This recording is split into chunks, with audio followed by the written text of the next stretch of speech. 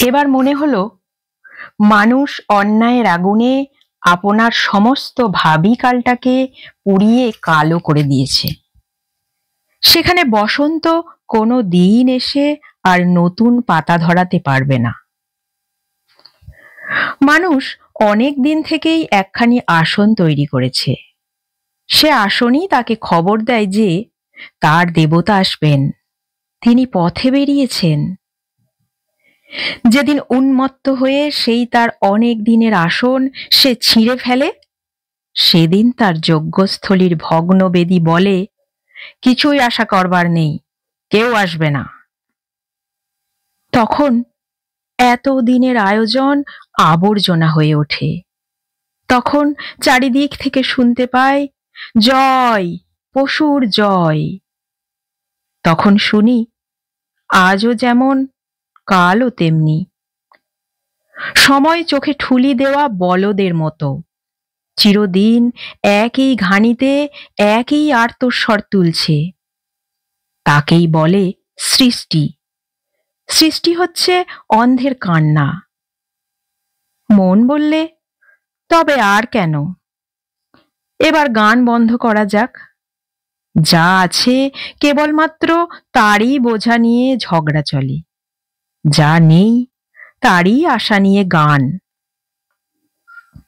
শিশুকাল থেকে যে পথের পানে চেয়ে বারে বারে মনে আগমনীর হাওয়া লেগেছে, যে পথ দিগন্তের দিকে কান পেতেছে, দেখে বুঝেছিলুম ও পার থেকে রথ বেরোলো। সেই পথের দিকে আজ তাকালেম। মনে হলো সেখানে না আছে আগন্তুকের সাড়া, না আছে কোনো ঘরের। বীণা বললে, দীর্ঘ পথে আমার সুরের সাথী যদি কেউ না থাকে, তবে আমাকে পথের ধারে ফেলে দাও। তখন পথের ধারের দিকে চাইলুম। চমকে উঠে দেখি ধুলোর মধ্যে একটি কাঁটা গাছ, তাতে একটি মাত্র ফুল ফুটেছে। আমি বলে উঠলুম, হায় রে হায়, ওই তো পায়ের চিহ্ন। তখন দেখি দিগন্ত পৃথিবীর কানে কানে কথা কইছে। তখন দেখি আকাশে আকাশে প্রতীক্ষা। তখন দেখি চাঁদের আলোয় তাল গাছের পাতায় পাতায় কাঁপন ধরেছে।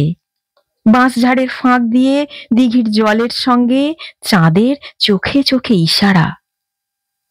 পথ বললে, ভয় নেই। আমার বীণা বললে, সুর লাগাও। এই ছিল আমার আজকের একটি ছোট্ট গল্প, যেটি লিখেছেন বিশ্বকবি রবীন্দ্রনাথ ঠাকুর তার লিপিকা গ্রন্থে, যেখানে এই গল্পটির নাম ছিল কথিকা, নাম আছে কথিকা। শুনে দেখো বন্ধুরা, তোমাদের কেমন লাগলো গল্পটি, আমাকে একটু মন্তব্য করে জানিও।